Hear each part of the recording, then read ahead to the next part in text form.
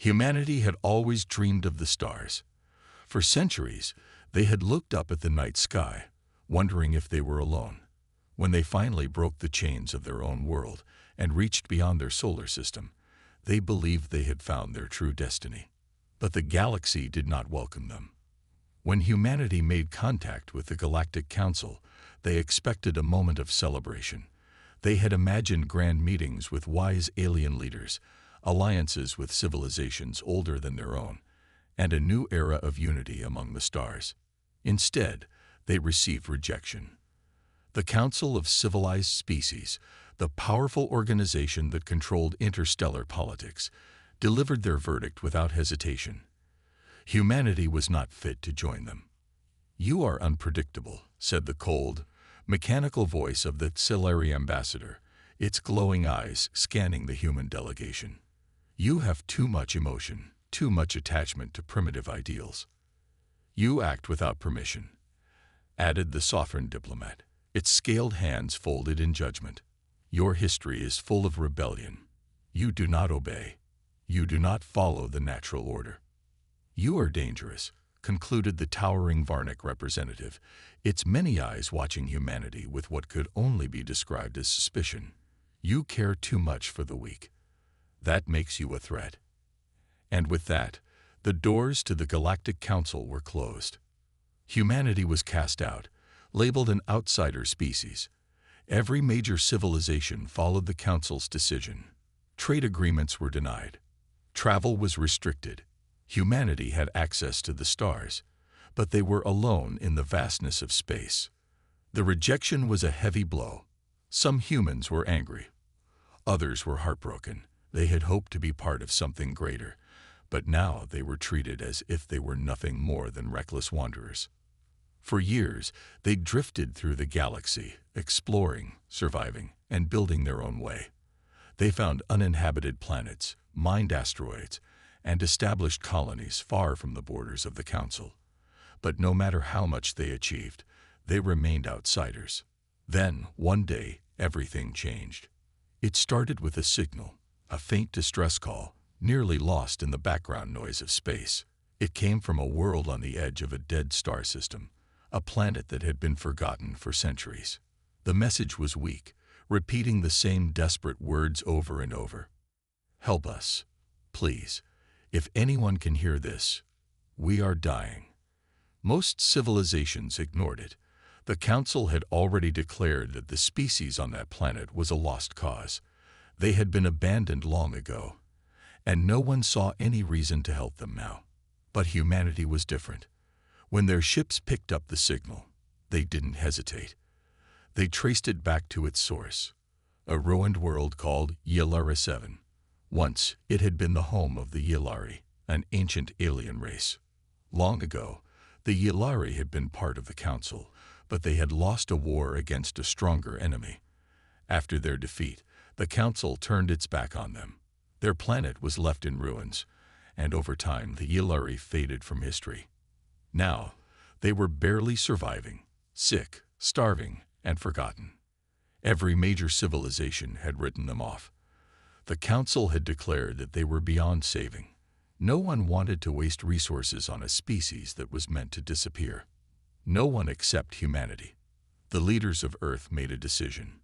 It didn't matter that the Council disapproved. It didn't matter that helping the Yilari would bring more rejection. Humanity had been alone once too. They knew what it felt like to be abandoned. They would not let the Yilari die. As the first human ships entered Yilari space, they saw the devastation with their own eyes. Cities were nothing more than broken remains. The land was dry, the oceans poisoned. The Yilari themselves were weak, their bodies thin from hunger, their eyes filled with hopelessness. And yet, when they saw the human ships, something flickered in those tired eyes. A small, fragile thing: hope. Humanity had been rejected by every civilization. But now, they had found a purpose greater than acceptance. They would do what no one else would. They would help. And no force in the galaxy could stop them. The first human ships entered the orbit of Yilari 7, the abandoned homeworld of the Yilari. What they saw confirmed their worst fears. The planet was dying. From space, its surface looked dry and lifeless. Large sections of land were cracked, and what remained of its oceans had turned into shallow, poisonous swamps. The cities, once homes to millions, were nothing more than broken ruins, covered in dust and silence. But the most heartbreaking sight was the Yilari themselves.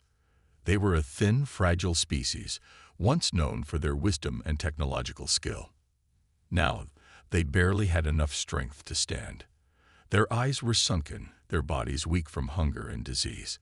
Those who were still alive had long since lost hope.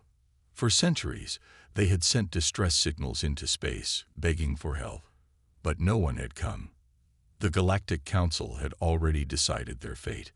They were a lost cause, a species meant to fade from history. But humanity did not believe in lost causes. The first group of human rescuers landed near the largest remaining settlement, a half-collapsed city barely holding itself together. As the humans stepped onto the dead soil, the Yilari gathered in silence, watching them with tired, fearful eyes. The human leader, Captain Elias Carter, stepped forward. He removed his helmet, letting the Yilari see his face. He placed a hand over his heart, a universal gesture of goodwill, and spoke in a clear, calm voice. "We are from Earth. We heard your call for help. We are here to save you." The Yilari did not move. For a long moment, there was only silence. Then, an elderly Yilari, a female with faded silver skin and weary yellow eyes, stepped forward. She studied Elias carefully, as if trying to decide whether he was real or just another false hope. "No one helps the forgotten," she whispered. "Why would you?" Elias did not look away. "Because we know what it's like to be abandoned," he said, "and we do not leave people behind." At first, the Yilari still did not believe them. They had been betrayed before. Once, they had trusted the Galactic Council to protect them. Instead, the Council had turned its back on them after their defeat, sealing their fate. But humanity did not just offer words. They brought food, medicine, and engineers. They set up temporary shelters and water filtration systems. They treated the sick and fed the starving. Slowly, the Yilari began to trust. For the first time in centuries, their people had hope. The Council's warning. But not everyone in the galaxy was happy with humanity's actions. It did not take long before the Galactic Council noticed what was happening. Within days, a Council emissary arrived in orbit, sending a transmission directly to the human ships. A holographic image of a Sothran diplomat appeared on the screen. The alien's reptilian eyes gleamed with authority as it spoke in a cold, measured tone. "Withdraw immediately," the diplomat ordered. "This world is restricted by order of the Council. The Yilari are a failed species. You will not interfere." Captain Elias stood in the command room of his ship, his hands clenched into fists. "They are not failed," he said firmly. "They are alive. They need help." The Sothran diplomat did not look impressed. "The balance of the galaxy must be maintained," it said. "If you continue this reckless interference, there will be consequences." "Then let there be consequences," Elias said, "because we are not leaving." With that, he cut the transmission. Humanity had made its choice. Hope among ruins. On the ground, the Yilari watched as the humans worked tirelessly to restore their world. They saw how the humans refused to give up, no matter how difficult the conditions were, and something inside them changed. For too long, they had accepted their fate. They had believed they were destined to fade away, just as the Council had declared. But now, they saw a different path, a future where they could rise again. Elder Nerali, the silver-skinned Yilari who had first spoken to Elias, stood among her people and raised her voice. "We have lived in the shadow of death for too long," she said, "but today we take our first step back into the light." The Yilari, once broken and hopeless, stood together. With humanity by their side, they would no longer be the forsaken ones. They would fight for survival. And they would win. The Yilari had hope again, But hope alone would not be enough. Their world, Yelara 7, was still a dying planet. The soil was barren, the air was filled with toxic dust, and their remaining cities were on the verge of collapse. But humanity did not come just to offer words. They came to restore. The first challenge was clean water. Most of the planet's natural water sources had been poisoned long ago due to radiation and pollution from ancient wars. The Yilari had survived by drinking from underground reserves, but those were nearly dry. The human engineers worked tirelessly, setting up filtration plants to purify the remaining water. They sent drones to drill deep into the planet's crust, searching for hidden aquifers. Slowly, fresh water began to flow again. For the Yilari, it was a miracle. For humanity, it was just the beginning. The Council takes action. News of humanity's actions spread across the galaxy. Some species watched with curiosity. Others saw it as a threat. The Galactic Council had already warned humanity once, but when they saw that the humans were still helping the Yilari, they decided to act. One day, as the human engineers worked in the ruins of a Yilari city, the sky darkened. Massive shadows moved across the land as enormous warships entered the atmosphere. The Galactic Council had sent its enforcers. A deep rumbling voice echoed across the landscape as a Varnak commander spoke through the ship's loudspeakers. Humans, you are interfering with a restricted world. Withdraw immediately or face the consequences. Captain Ilias Carter stood at the center of the human camp, watching the ships hover above them. His team waited for his command. The Yilari stood behind them, frightened but determined. Elias pressed a button on his communicator and spoke, his voice calm but firm. We are here on a mission of peace. We are not leaving. A few moments passed in silence. Then the ships moved again, but they did not attack. Instead, they dropped beacons across the land, surrounding the human base and the Yilari settlements. The beacons activated, glowing with an eerie blue light. A planetary blockade. The Council would not attack humanity directly. That would be a declaration of war. Instead, they had chosen a different method. They would cut off all supplies. No food, no medicine, no equipment. The message was clear. Leave the Yilari to their fate, or suffer alongside them. Humanity's defiance. The blockade should have broken them. Any other species would have surrendered. But humanity did not surrender. The moment the blockade was in place, the humans adapted. Their supply lines had been cut, but they still had their minds, their hands, and their will to fight. Instead of relying on outside resources, they started using what the planet still had to offer. Engineers built solar farms to generate power. Biologists experimented with ways to purify the soil. Doctors used local plants to create new medicines. Pilots smuggled in supplies through hidden routes. The Yilari watched in awe as the humans refused to give up. They had expected their saviors to leave once things became difficult. Instead, humanity dug in deeper. One day, as Elias walked through the camp, he saw Elder Nerali watching a group of human workers repairing a water pump. She turned to him and asked softly, "Why do you do this?" Elias thought for a moment before answering. Because we know what it's like to be left behind. The Yilari had been abandoned by the galaxy. Humanity had been rejected by the Council. But together, they had found something stronger than rejection. They had found purpose. A silent war begins. The Galactic Council expected humanity to fail. They believed that, without supplies, the humans would be forced to retreat. But as the weeks passed, reports from Yelara 7 told a different story. The humans were still there. Not only were they surviving, they were thriving. And worse for the Council, other species were starting to notice. Across the galaxy, small forgotten civilizations watched as humanity did what no one else would.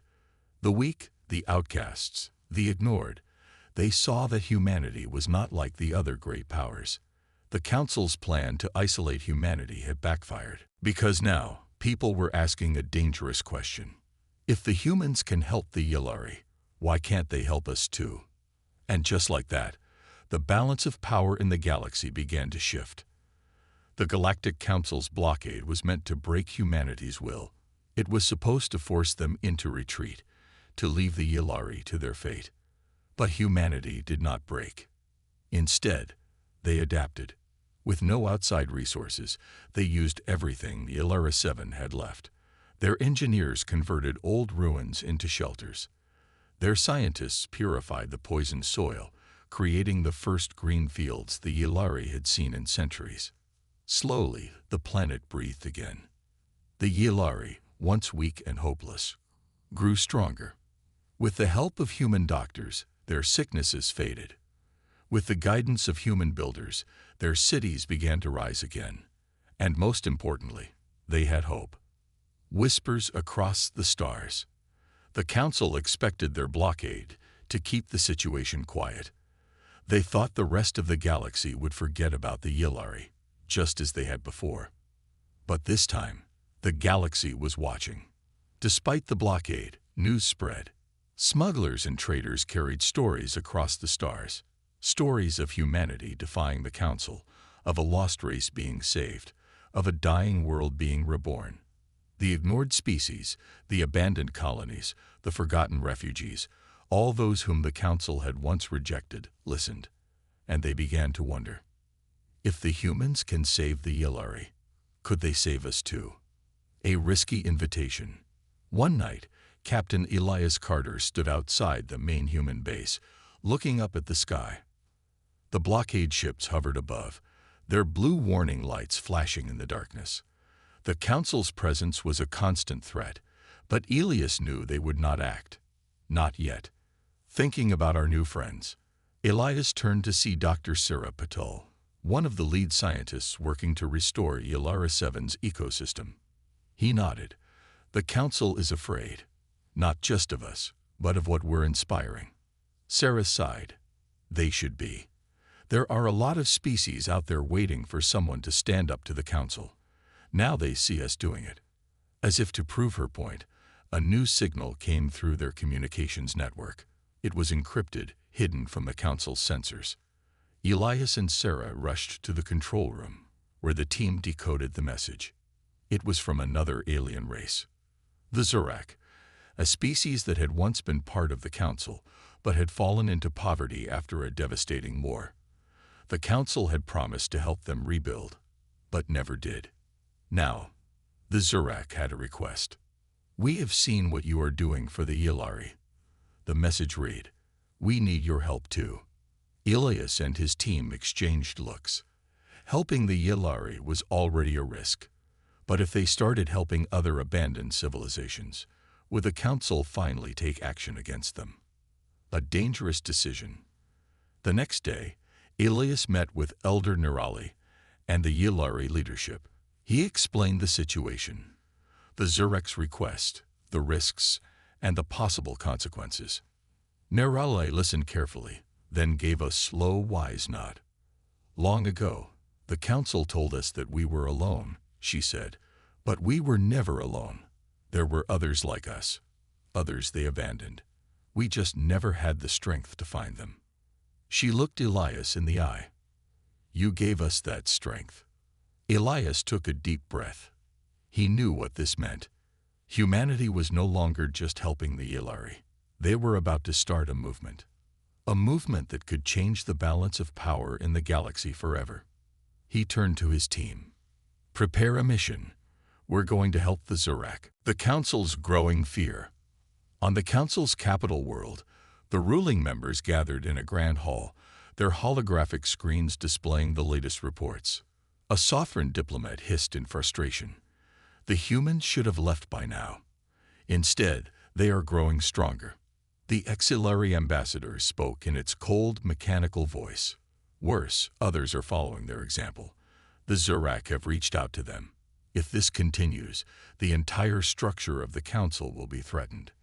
The Varnak leader, a towering figure with glistening eyes, narrowed its gaze. If the humans continue this path, we may have to take action. A silence fell over the room. No one wanted a direct war with humanity, But if the humans refused to obey the Council's authority, would they be left with a choice? A spark becomes a fire. As Elias's team prepared to leave for the Zurek homeworld, the Yilari gathered to watch them go. For the first time in centuries, the Yilari were not afraid. They stood tall, their backs straight, their eyes filled with determination. They were no longer a dying race. They were part of something greater. And as humanity's ship took off, carrying supplies to yet another forgotten world, a new truth settled across the galaxy. The Council had tried to silence hope, but hope had already spread, and no blockade could stop it now. The Galactic Council's blockade had failed. Instead of stopping humanity, it had made them stronger. Instead of giving up, the humans were now helping other abandoned races, and the galaxy was watching. A risky mission. Elias Carter's team had left Yillara 7 on a secret mission to help the Zurek, another species left to suffer by the Council. Their journey was dangerous. Their ship had to move through restricted space, avoiding patrol ships and automated sensors. But humanity had always found a way to survive. On board the ship, Elias stood in the command center, watching the stars outside. His pilot, Lieutenant Kira Voss, checked their route on the holographic display. "We'll reach the Zurek homeworld in 6 hours," she said. "If we stay hidden, the Council won't even know we're there." Elias nodded, but he knew the truth. The Council already knew. Somewhere out there, they were watching, waiting, planning their next move. But it didn't matter. The mission had to succeed. The Zurek's plight. The moment they arrived on the Zurek homeworld, the truth became clear. The planet, once a thriving trade center, was now a wasteland. The cities were falling apart, the factories stood silent, and the Zurek people barely survived on what little food and water remained. The Galactic Council had promised economic support, but in reality, they had done nothing. When the humans landed, the Zurek leader, Varenkor, met them with cautious hope. "Are you truly here to help?" he asked. Elias stepped forward. "We don't make empty promises. We're here, and we're staying until you can stand on your own." For the Zurek, those words meant everything. The humans immediately got to work, setting up water filtration systems, restoring power grids, and delivering food. Engineers studied the factories, searching for ways to restart production. And most importantly, the Zurek began to hope again. The Council's warning. But the Galactic Council did not remain silent. Only 2 days after the humans arrived, the sky above the Zurek homeworld darkened as Council warships entered orbit. A message was broadcast across the planet. The same sovereign diplomat who had warned Elias before now spoke again, its voice cold and unforgiving. "Humanity has violated galactic law by interfering in restricted worlds. This is your final warning. Leave immediately or face consequences." Elias stood in the Zurek capital, looking up at the warships. He could feel the fear of the people around him. The Council wanted them to surrender, to run. But humanity did not run. Elias activated his communicator and sent a message directly to the Council fleet. "We are helping those you abandoned. If that is a crime, then so be it. But we are not leaving." Silence followed. Then the ships in orbit activated their shields, a silent threat. The next time the Council returned, it would not be just words. The galaxy takes notice. For the first time in history, the Galactic Council's power was challenged. And the galaxy noticed. On countless worlds, species that had suffered under the Council's rule began to speak out. Whispers of rebellion spread like wildfire. A small outpost on the edge of the galaxy sent a message. "Humans, we need help." A hidden colony of exiled refugees asked, "Can we join you?" A group of defecting Council soldiers sent a secret transmission. "We believe in what you are doing. How can we help?" What started as a humanitarian mission was now becoming a movement. Humanity was no longer just saving abandoned civilizations. They were building something new. And the Council was terrified. The Council's secret plan. On the Council's capital world, the ruling members gathered once more. The Sothran diplomat hissed, "The humans are inspiring rebellion. If we do not stop them now, we will lose control." The Varnak leader growled, "We must act. If we wait any longer, the movement will spread beyond our reach." The auxiliary ambassador, whose people were the most technologically advanced, finally spoke. "Then we will end it now. No more warnings. No more threats." The room fell silent. A decision had been made. The Council's warships would soon march against humanity. A line in the sand. Back on Yillara 7, Elder Nerali stood with the Yilari people, listening to the news. When she heard that the Council planned to attack, she looked to the stars and whispered, "The war has already begun, and humanity, standing with the abandoned, was ready." The Galactic Council had made their decision.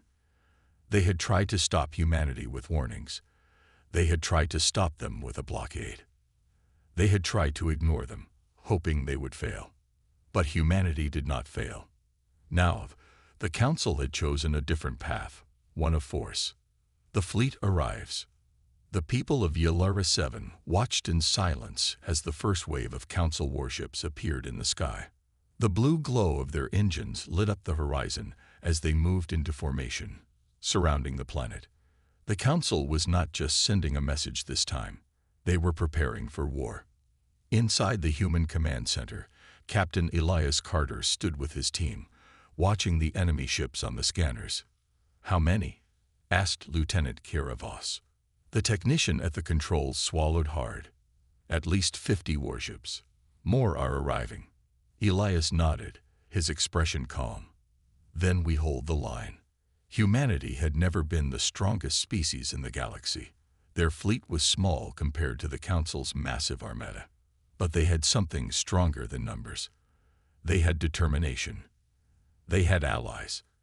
And they had something worth fighting for. The Yilari take a stand. In the past, the Yilari had always been afraid. They had always believed they were too weak to fight back. But that was before they met humanity. Now, for the first time in history, the Yilari people stood together. Their leader, Elder Nerali, stepped forward, her voice strong and clear. "We are not the same as before. We will not run. We will not hide. We stand with humanity." Across the planet, Yilari engineers helped human soldiers set up defensive shields. Yilari pilots prepared their few remaining ships for battle. For the first time, they were not just survivors. They were defenders. The first strike. The Council made the first move. A fleet of drones shot down from the warships above, aiming for the human and Yilari settlements. But this time, the people were ready. Human engineers activated the defensive barriers, stopping the first wave of attacks. Yilari and human gunners fired back, taking down the drones before they could do more damage. The battle had begun. A growing resistance. Across the galaxy, news of the battle spread like wildfire. On hidden worlds, in secret colonies, and in forgotten corners of space, those who had once lost hope began to rise. The Zurek sent a message. "We are sending our ships. We will fight with you." A fleet of independent traders shut down their routes to the Council's core worlds, cutting off supplies to their armies. A small group of defecting Council soldiers secretly joined the resistance, bringing valuable intel. And more messages came. More voices joined the fight. Humanity had started something far bigger than themselves. And now, the galaxy was standing up. The Council's fear. On the Council's capital world, the ruling members watched in disbelief. The Varnak leader growled, his claws scraping against the table. They were supposed to break. The Sothran diplomat hissed. "Instead, they have made the weak believe they are strong." The auxiliary ambassador narrowed its glowing eyes. "This cannot continue." But even as they spoke, more reports arrived. The resistance was growing. The Council's own people were beginning to question them. And worst of all, they were losing control. The final stand. Back on Yillara 7, the battle raged on. Human and Yilari forces held their ground, But the Council's fleet was massive. The enemy warships were moving in, preparing for a final attack. Inside the command center, Elias Carter received a message from the Resistance fleet. "We are coming. Hold the line." Elias turned to his team, his expression firm. "We just need to last a little longer." The humans and Yllari stood together, refusing to surrender. And as the enemy ships prepared for their final assault, the Resistance fleet arrived.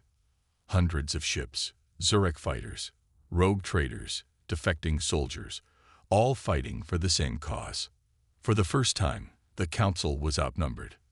For the first time, the galaxy was fighting back. And as the battle reached its peak, one truth became clear. The Council's rule was ending. Because humanity had changed everything. The battle for Yllari 7 had become the battle for the future. Humanity had started as outcasts, rejected by the Galactic Council. But now, they were leading a revolution. The turning point. Above Yllari 7, space was filled with warships. The Galactic Council's armada loomed, their weapons charged, their commanders ready to crush the rebellion. But they had underestimated humanity. The Resistance fleet had arrived. Fighters from dozens of abandoned species, rogue traders, and even former Council soldiers who had switched sides. For the first time in history, the Council was not in control. Elias Carter, standing in the human command center, watched the enemy ships on the scanner. The final battle had begun. "All forces, hold the line," Elias ordered. Human ships moved in perfect coordination. Yllari fighters weaved through enemy ranks, and Zurak heavy cruisers opened fire. The Council fleet fought back with full force, but something was different. They were fighting against unity, and unity was stronger than fear. The Council's collapse. Inside the Council's flagship, Admiral Vorek watched in horror as his forces struggled. The humans had defensive barriers, but they also had something more dangerous: hope. And hope had spread across the galaxy like wildfire. Suddenly, reports flooded in from Council worlds. Mass protests had broken out on capital planets. Entire systems were refusing to obey orders. More Council officers were deserting. The Council's power was breaking apart. Admiral Vorek clenched his fists. "We must crush them now, or we lose everything." But then, something happened that even he didn't expect. The betrayalist, the battle rage, one of the Council's own warships turned. A Varnak battleship, one of the strongest in the fleet, suddenly changed sides, opening fire on its former allies. Inside, Commander Jorkai, a high-ranking Varnak officer, gave the order. "The Council has abandoned too many. No more." And then, another ship turned. And another. The Council's own forces were betraying them. The war was over. Victory. On Yllari 7, the people held their breath as the Council's remaining ships retreated. The once mighty Galactic Council, which had ruled through fear and control, had lost. The Resistance had won. The Yllari, the Zurak, and countless others stood together, watching the Council's forces flee into the depths of space. Elias Carter let out a slow breath. It's over. For the first time, humanity was not alone. They had friends, they had allies, and they had a new purpose. A new beginning. With the Council's rule shattered, the galaxy changed forever. The old rulers were gone. A new alliance was formed, one built on unity, not fear. Humanity was no longer rejected. They were now the guiding force of a new era. Elder Nerelli of the Yllari looked at Elias and smiled. "You have given us something we never had before." "What's that?" Elias asked. "A future." And so, humanity, once cast aside by the galaxy, became its greatest protector. Because when everyone else had turned away, they had chosen to stand.